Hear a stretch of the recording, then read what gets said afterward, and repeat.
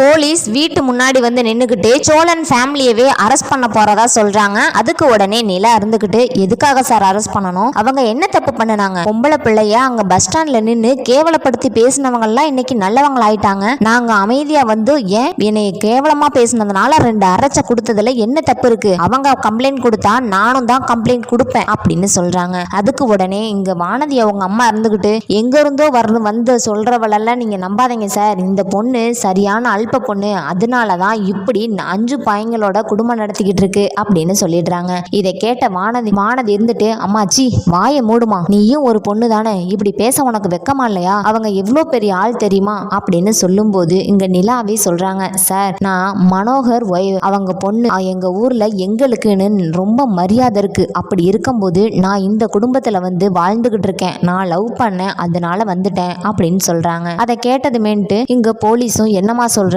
அவ்வளோ பெரிய பணக்காரர் வீட்டு பொண்ணு இந்த குடும்பத்துல நீ வந்து எதுக்காக இருக்க அப்படின்னு சொன்னதுமேட்டு, இந்த குடும்பம் எனக்கு பிடிச்சிருக்கு, அதனால நான் வந்து இருக்கேன் அப்படின்னு சொல்லிடுறாங்க. உடனே வானதி இருந்துகிட்டு, சார் இவங்க கம்ப்ளைண்ட் பண்ணணும்னு நினைக்கிறாங்கல்ல, அதெல்லாம் ரொம்ப சும்மா, எங்க அம்மா என்னை வந்து பாண்டியனை லவ் பண்ணக்கூடாதுன்னு சொன்னாங்க, அவங்க சொல்ற பேச்ச நான் கேட்காம நான் பாண்டியனை தான் கல்யாணம் பண்ணுவேன், அவன் தான் எனக்கு பிடிச்சிருக்குன்னு நான் அடிச்சு பேசுனேன், அதனாலதான் நீ வந்து கல்யாணமே பண்ணி காட்டியாலும் பரவாயில்ல, கையை காலெல்லாம் உடைச்சு போட்டுருவேன்னு என்னை அடிச்சுட்டாங்க சார். நான் சொல்ற பேச்சு கேட்காதனால எங்க அண்ணன் வந்து இவங்க எல்லாரையுமே வம்புழுக்கணும் அப்படிங்கிறதுக்காக இவங்கள போய் வம்புழுத்திருக்காங்க, மன்னிச்சிருங்க, அவங்க பண்ண தப்புக்கு நான் மன்னிப்பு கேட்டுக்கிறேன் அப்படின்னு சொல்லிடுறாங்க. அப்போ உடனே கவுன்சிலரு, என்னமா உன் பொண்ணே உனக்கு அகன்ஸ்டா இது சொல்லிட்டு இருக்காங்க, இங்க பாருமா, கோர்ட்டு கேஸ்ன்னு போனா உங்களுக்கு தான் அசிங்கமா போயிடும், உங்களுக்குள்ளேயே பேசி முடிவு எடுத்துக்கங்க, உங்க பொண்ணே உங்களுக்கு ஸ்ட்ராங்கா இல்லாத போது கேஸ் மட்டுமா உங்களுக்கு ஸ்ட்ராங்கா இருந்துற போகுது அப்படிங்கிறாங்க. அதுக்கப்புறம் நிலாவை பார்த்து அங்க இருந்த எல்லாருமே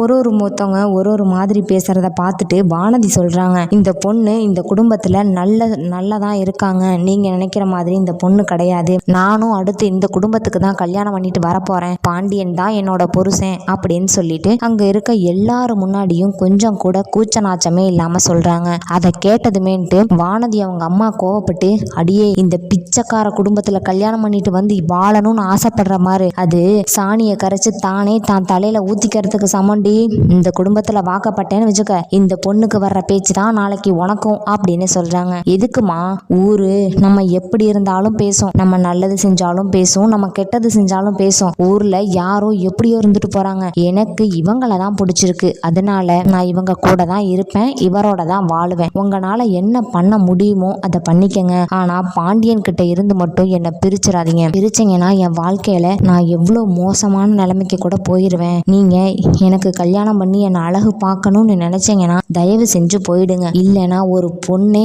ஒரு பெத்தவங்களை அசிங்கப்படுத்துற மாதிரி ஆயிட போகுது, நீங்க என்னதான் பாண்டியன் குடும்பத்து மேல அது இதுன்னு சொல்லி தப்பா கம்ப்ளைண்ட் பண்ணா கூட நான் விட மாட்டேன், எனக்கு பாண்டியன் குடும்பம் ரொம்ப முக்கியம், நான் கோர்ட்லயே வந்து இவங்களுக்காக மட்டும்தான் பேசுவேன் அப்படின்றாங்க. அப்ப உடனே நிலா இருந்துட்டு, சரிங்க சார், நீங்க கோர்ட் வரைக்குமே இழுத்துட்டு போங்க, நானும் இதை கொண்டு போறேன், அவங்களும் கேஸ் கொடுத்தா நானும் கேஸ் கொடுப்பேன், இவங்க அடிச்சனால தானே அவங்க கேஸ் கொடுக்குறாங்க, என்னைய வெளியே அசிங்கப்படுத்துனாங்கன்னு சொல்லி நானும் கேஸ் கொடுக்குறேன், ஒரு பொண்ணு கொடுத்த கேஸ் ஜெயிக்குதா இல்ல ஒரு ஆம்பளை கொடுத்த கேஸ் ஜெயிக்குதான்னு பாத்திரலாம், எப்பயுமேட்டு பொண்ணுங்களுக்கு முன்னுரிமைன்னு சொல்றீங்கல்ல, எதுங்க சார் உங்க முன்னுரிமை, வெளியே போனா கூட 4 பேர் என்ன அசிங்கமா பேசுறது அவங்களுக்கு முன்னுரிமை, பொண்ணுங்களுக்கு இல்லாத இருந்தது அவங்களுக்கு என்னங்க சார் நீங்க பாதுகாப்பு கொடுக்குறீங்க, உங்களை கோர்ட்ல பாத்துக்கிறேன் அப்படிங்கிற மாதிரி இங்க நிலா சொல்றாங்க. இதை கேட்டதுமேட்டு, அம்மா நாங்க சும்மா விசாரிக்க தான் வந்திருக்கோம், நீ பாட்டுக்கு தடபுடன்னு ஏதாச்சும் பண்ணிக்கிட்டு இருக்காத, விடுமா அப்படிங்கிறாங்க. அதெல்லாம் முடியாதுங்க சார், நான் சொல்றேன் அப்படின்னு